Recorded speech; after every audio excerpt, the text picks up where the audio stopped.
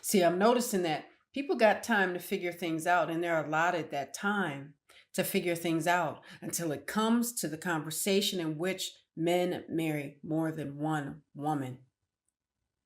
When he creates another marriage with someone else, that's not okay. Warning, viewer discretion is advised. The content, views, and educational material you are about to experience could challenge your belief, trigger strong emotions, and frankly, piss you off. This isn't for everyone. If you're not ready to confront new ideas, or if your feelings bruise easily, this might be the time to click away. Expect to be challenged, to think, and you might even want to scream at the screen. Proceed with caution, and remember, you chose to be here. Let's get it. Assalamu alaikum, peace. It's Fatimah, Coach Fatimah, 1/3 of Outstanding Personal Relationships and co-author of the book, Let's Talk Polygyny Uncensored. That's right, it's going to be uncensored. In this video, I want to discuss something that is another awesome topic that I really love, and it's, are you friend zoning your husband? Now, what does that mean? Now, for those of you that have not reverted, or if you call it converted to Islam, or if you're not Muslim, that's fine. Everybody here that comes to us is welcome, as long as we keep it real and respectful. Now, friend zoning is, if somebody likes you, you just friend zone them. You put them off to the side and they become your friend. Nothing more. That's it. So there ain't nothing physical going on between you, is what that is. Now, that's just a piece of it, guys.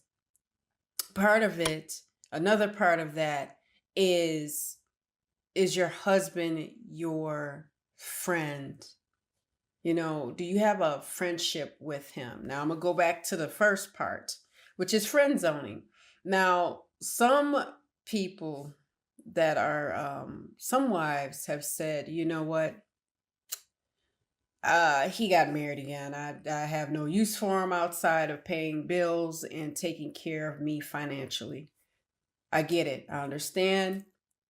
But ask yourself, do you really want that kind of relationship with your husband? And sometimes, and I bring up friend zoning as something that's twofold. Have you pushed him to the side because you're upset with him? Have you pushed him to the side because you don't want to have the conversation? Maybe you're scared of the answers. But I find that part of healing is getting clarification on something that might hurt you. Maybe if you open up a conversation to him, and maybe you got to sit there as two friends and go, yeah, I don't understand. Can you give me some clarification? I have some questions. Can you answer them? And if they can't, and if they haven't thought that far ahead yet because they don't know how, or they don't have the tools, then let that be okay until they get them, until they discover what it is that they need to do. Because sometimes we're just finding out as we move along, because we're met with different challenges that we never thought we'd have. So sometimes your husband gets friend zoned, and sometimes you got to have the conversation as two friends or build a friendship.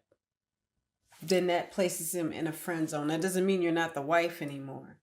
That just means you show up in a space where you're having a conversation as two friends would. We think about how we speak to our spouse versus how we speak to our good, close friends. Do we really do we stand over them in judgment? And then, people go, oh no, Coach Fatimah, we're not sleeping with our friends. I hope not. Because then if you're doing that, then you really got a problem.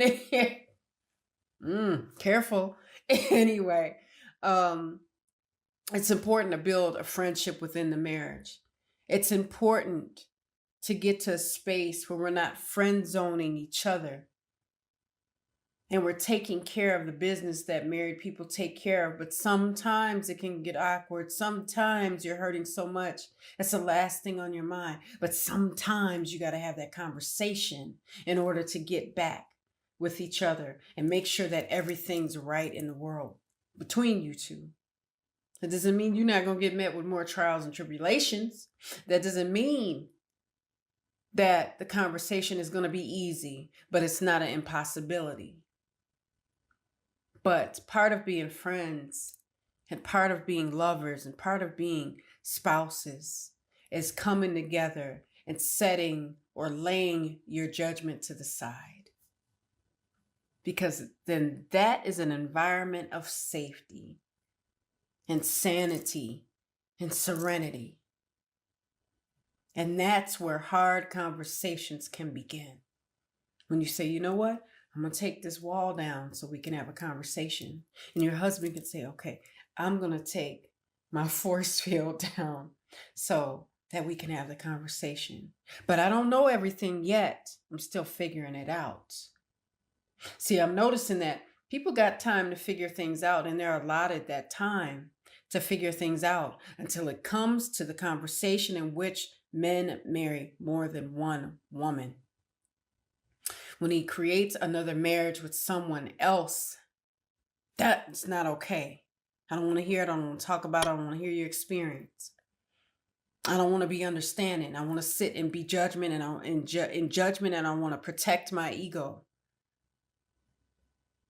Nah. Sometimes we need time in order to get to that place where we can have the hard conversation. But that doesn't mean we get to live in a harsh environment and create hell in our house. Because when you create hell in your household, you're healing. You're putting distance between you and the healing. If he needs to say to you, if you need to hear, I got your back, it's going to be okay. I ain't going nowhere. I'm not going anywhere. You can't say that. If every time the conversation is open, there's judgment waiting on the other side, and people don't want to say those things because then they feel like it ain't going to do no good. I'm not being heard because I don't care how big, how bad, how tough a man is, how strong his face can be, he can still experience pain. And he can experience pain from his wife or his wives, his children, his parents, his brother, his sister, his auntie, his uncle. Maybe they're a little bit better at bearing it, but it's there. And people need to know full well that it is there. I can't measure it. All men are not made the same, but I know they experience mental trauma, physical and emotional trauma. And this world has said, you shut up because we don't want to hear what you're going through. If you don't believe that, turn the TV on. Look at social media, mocking them for having emotional breakdowns or frustration. Turn it on. Turn it on because, see, the enemy set it up that way. Do it. You don't have to believe me. You sit in front of an idiot box for a little while. You'll see it. Especially men that are black and of color.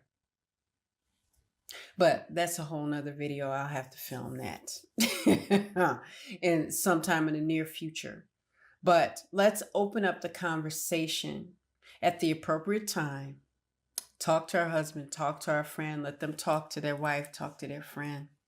You know, he might have 1 or 2 friends, might have 3 friends, might have 4. And they're his wives. But let's be careful of the friend zone.